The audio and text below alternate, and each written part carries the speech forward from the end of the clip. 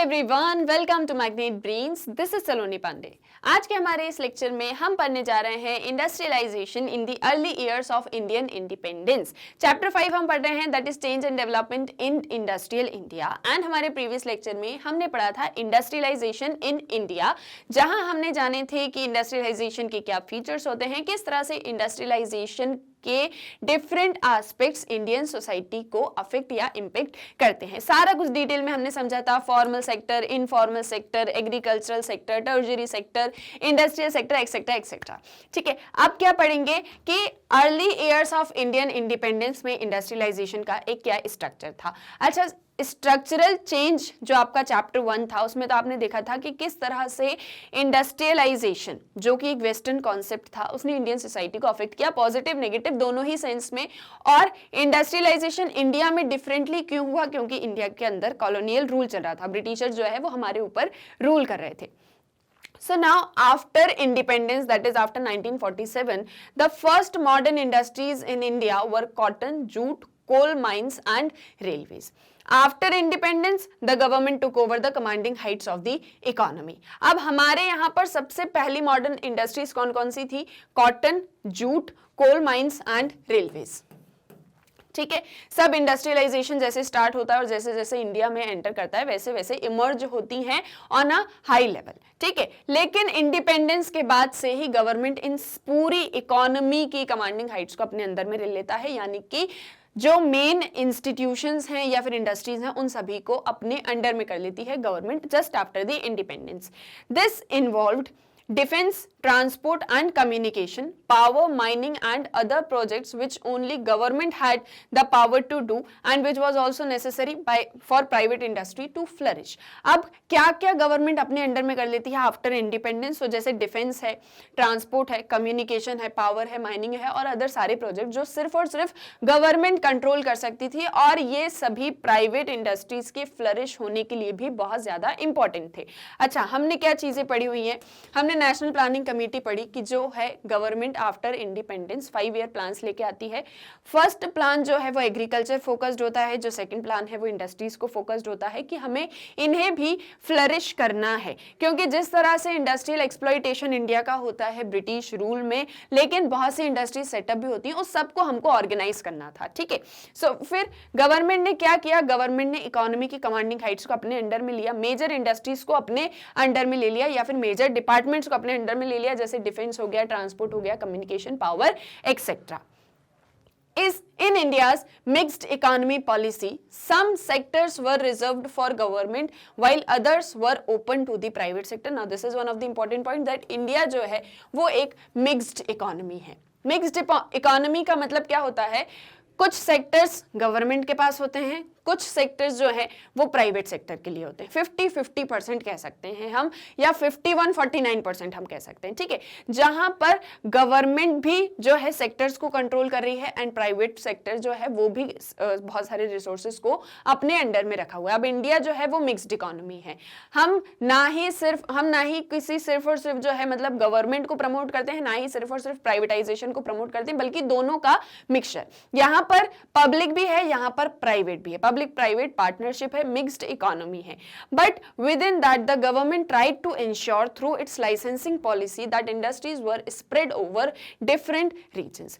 पर इसके बावजूद भी गवर्नमेंट ने ये एक चीज इंश्योर करी आफ्टर इंडिपेंडेंस कि जो हमारी इंडस्ट्रीज हैं वो डिफरेंट रीजन्स तक पहुंचे। ऐसा ना हो कि जैसे सपोज ये इंडिया का मैप है तो सारी इंडस्ट्री सिर्फ यहीं पर ही सेंटर है।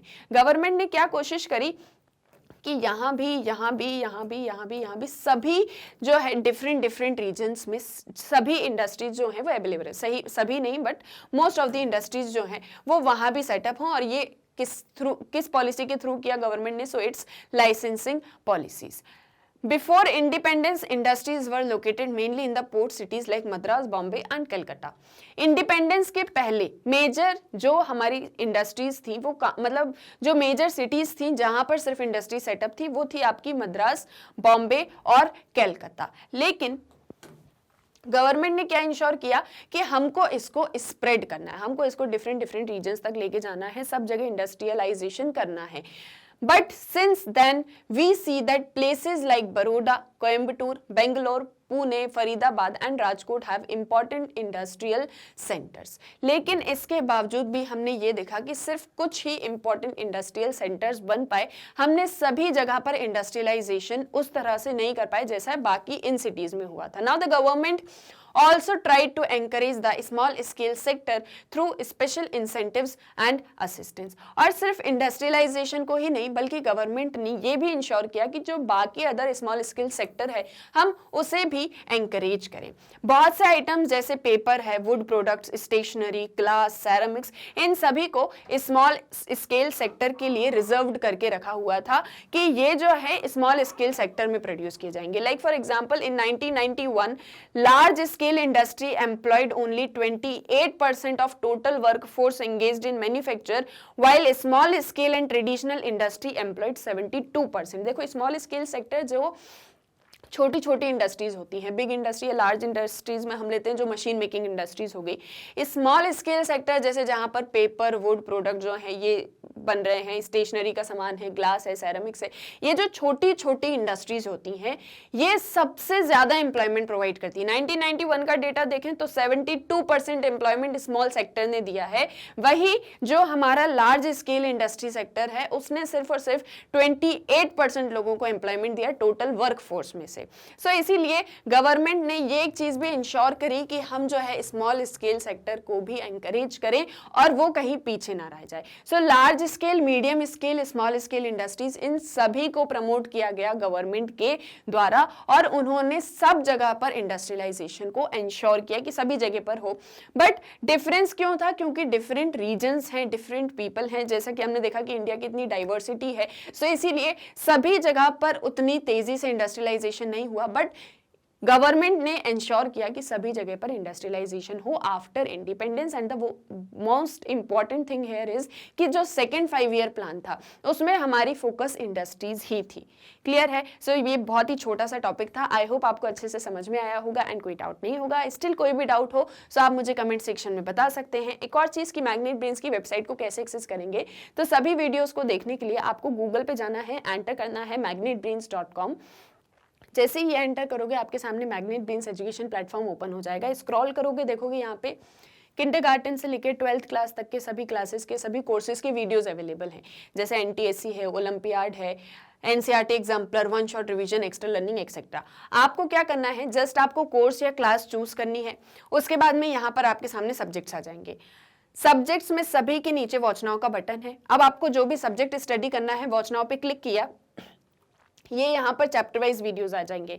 चैप्टर पे क्लिक करोगे, चैप्टर से रिलेटेड सब टॉपिक्स आएंगे। यहाँ भी सभी के आगे वॉच नाउ का बटन है। आपको जो भी टॉपिक स्टडी करना है वॉच नाउ पे क्लिक करोगे और वीडियो ओपन हो जाएगा। अब जस्ट सपोज आपको वन शॉट रिवीजन जो है वो पढ़ना है, सो आपने क्या किया, वन शॉट रिवीजन चूज किया, सब्जेक्ट चूज किया, ये यहाँ पर चैप्टर वाइज वीडियोज आ गए। वॉच नाउ पे क्लिक किया और आपका वीडियो ओपन। अब यहाँ से आपको नेक्स्ट वीडियो देखना है, नेक्स्ट वीडियो पर क्लिक करो। ये नहीं देखना है, कुछ और देखना है, यहाँ से कैंसिल कर दो। सो बहुत ही इजीली आप मैग्नेट ब्रेन्स की वेबसाइट को एक्सेस कर सकते हैं। ये आपको 100% फ्री ऑनलाइन एजुकेशन प्रोवाइड करती है।